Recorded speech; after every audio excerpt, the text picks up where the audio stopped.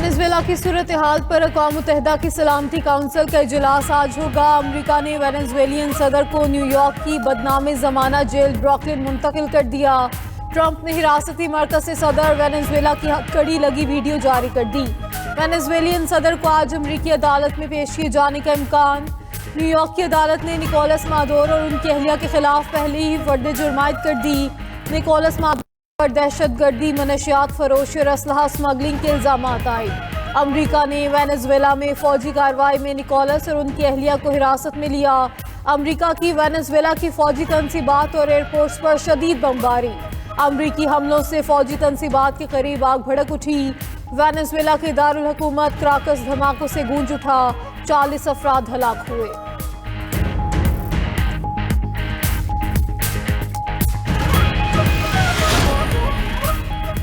پاکستان کا وینزویلا کی بدلتی صورتحال پر گہری تشویش کا اظہار، بحران کے خاتمے کے لیے ضبط اور تحمل پر زور۔ ترجمان دفتر خارجہ کا کہنا ہے کہ اقوام متحدہ کے منظور اور عالمی قوانین اور اصولوں کی پاسداری کی جائے۔ پاکستانی کمیونٹی کی سلامتی یقینی بنانے کے لیے صورتحال پر کڑی نظر ہے۔ پاکستانی کی سلامتی یقینی بنانے کے لیے مسلسل رابطے میں ہے۔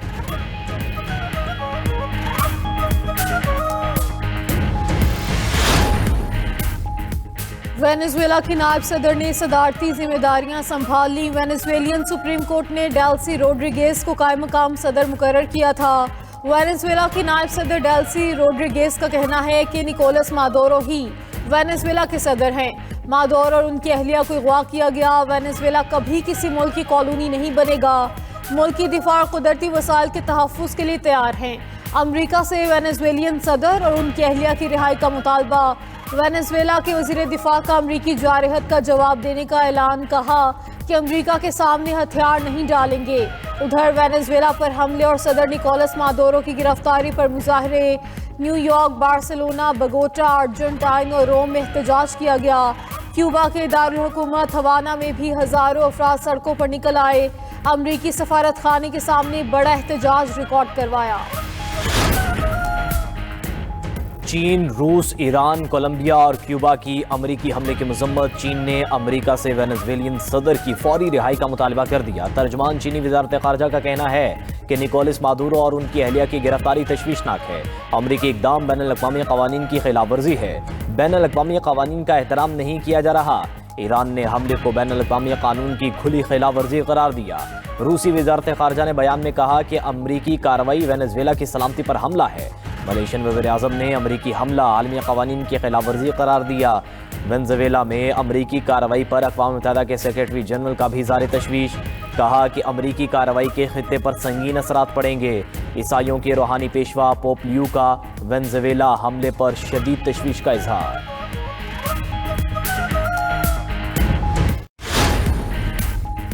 وینزویلا پر حملے میں برطانیہ کا کوئی کردار نہیں، برطانوی وزیر اعظم کیئر سٹارمر کی وضاحت۔ اطالوی وزیر اعظم جارجیا میلونی نے امریکی کارروائی کو جائز قرار دے دیا، کہا کہ اٹلی نے وینزویلین صدر کی انتخابی جیت کو تسلیم نہیں کیا۔ یورپی یونین کی بھی امریکی صدر کے اقدام کی حمایت، بیان میں کہا کہ نکولس مادورو کی کوئی قانونی حیثیت نہیں۔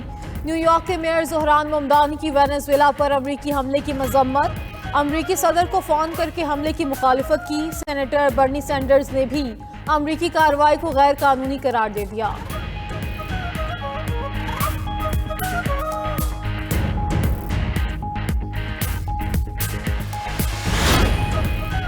سٹار لنک اور ٹیسلا کے بانی ایلان مسک نے وینزویلا میں مفت انٹرنیٹ سروس فراہم کرنے کا اعلان کر دیا۔ ایلان مسک کا کہنا ہے کہ ان کی کمپنی وینزویلا میں 3 فروری تک مفت انٹرنیٹ سروس دے گی۔ مفت انٹرنیٹ دینے کا مقصد وینزویلا کے لوگ مسلسل رابطے میں رہ سکیں۔ ایلان مسک کا وینزویلا کے عوام سے اظہار یکجہتی۔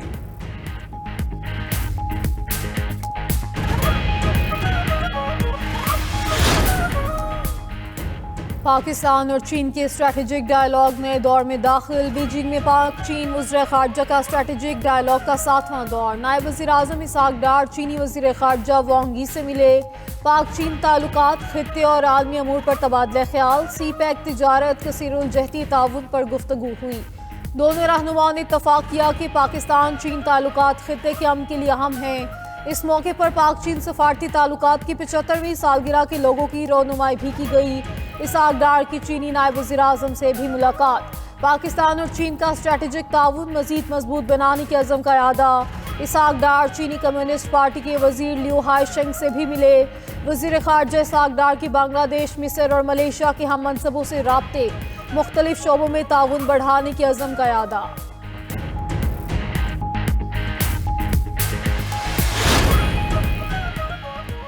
پانچ بڑوں کی بیٹھک کے لیے دیانتداری اہم ہے۔ بانی پی ٹی آئی کو سوچ اپنی ذات سے شروع ہے وہیں پر ختم ہوتی ہے۔ وزیر دفاع خواجہ آصف کا کہنا ہے کہ بانی پی ٹی آئی سے متعلق کوئی گارنٹی دینے کے لیے تیار نہیں۔ بانی پی ٹی آئی کا اپنی ذات کے علاوہ اور کوئی ایجنڈا نہیں۔ پی ٹی آئی میں تقسیم ہے، وہ پانچ بڑوں میں کیسے شامل ہو سکتی ہے؟ محمود خان اچکزئی بڑے اعتماد سے بانی پی ٹی آئی سے متعلق باتیں کر رہے ہیں۔ اچکزئی سے پوچھوں گا بانی پی ٹی آئی سے متعلق اعتماد کی وجہ کیا ہے؟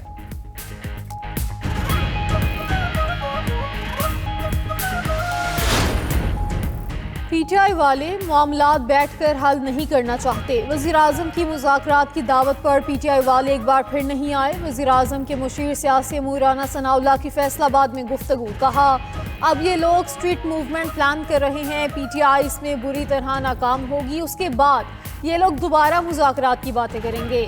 اگر آج ایک پارٹی سربراہ کو سزا مل رہی ہے تو ڈھنڈورا نہ پیٹیں، ان کو اپنے کیے کی سزا مل رہی ہے، یہ مکافات عمل ہے۔ رانا ثناء اللہ نے بنگلہ دیش کے ٹیم بھارت نہ بھیجنے کی فیصلے کی حمایت کر دی۔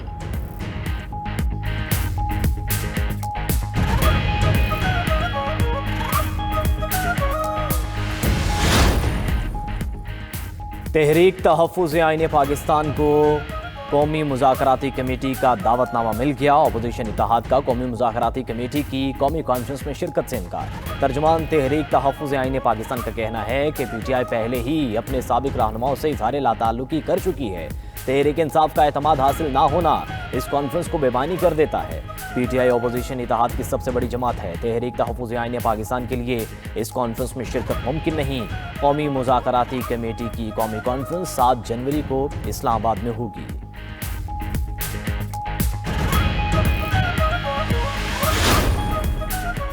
جو لوگ انتشار چاہتے ہیں وہ کیا ڈائیلاگ کریں گے؟ پی ٹی آئی تنزلی کا شکار ہے، ان کو قومی اسمبلی اور سینٹ میں اپوزیشن لیڈر نہیں مل رہا۔ گورنر خیبر پختونخوا فیصل کریم کنڈی کی ڈی آئی خان میں میڈیا ٹاک۔ کہا کہ پی ٹی آئی کی پالیسی سمجھ سے بالاتر ہے، فیلڈ مارشل کے حق میں عالمی مضامین لکھے جا رہے ہیں، انتشاری لوگ فوجی قیادت کا امیج خراب کر رہے ہیں، سزا جزا کے عمل تک ملک ترقی نہیں کرے گا۔ وزیر اعلیٰ کے پی کو دورہ سندھ میں پورا پروٹوکول دیا جائے گا۔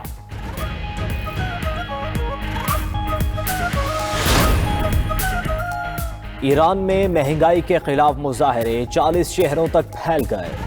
شہر میں گرینڈ حملے میں 2 افراد جاں بحق۔ احتجاجی مظاہروں کے دوران ہلاکتوں کی تعداد 15 ہو گئی۔ ایرانی سپریم لیڈر کی حکومتی عہدیداروں کو احتجاج کرنے والوں سے بات چیت کی ہدایت۔ آیت اللہ خامنائی نے کہا احتجاج کی آڑ میں ہنگامہ آرائی قبول نہیں، ایران دشمن کے سامنے نہیں جھکے گا۔ ایرانی پولیس چیف کا کہنا ہے کہ ہنگامہ آرائی میں ملوث لوگوں کی گرفتاریاں شروع کر دی ہیں۔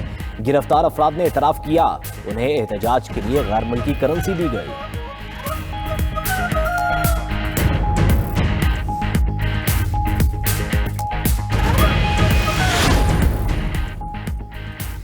یوکرین کے روس پر تابڑ توڑ ڈرون حملے، ڈرونز کی برسات پر ماسکو ایئرپورٹ بند، 200 پروازیں معطل۔ ڈرون حملوں کے بعد ماسکو کے بڑے ہوائی اڈوں پر شدید افراتفری دیکھی گئی۔ روسی وزارت دفاع نے 20 یوکرینی ڈرونز مار گرانے کا دعویٰ کر دیا۔ ماسکو میں ریڈ الرٹ نافذ۔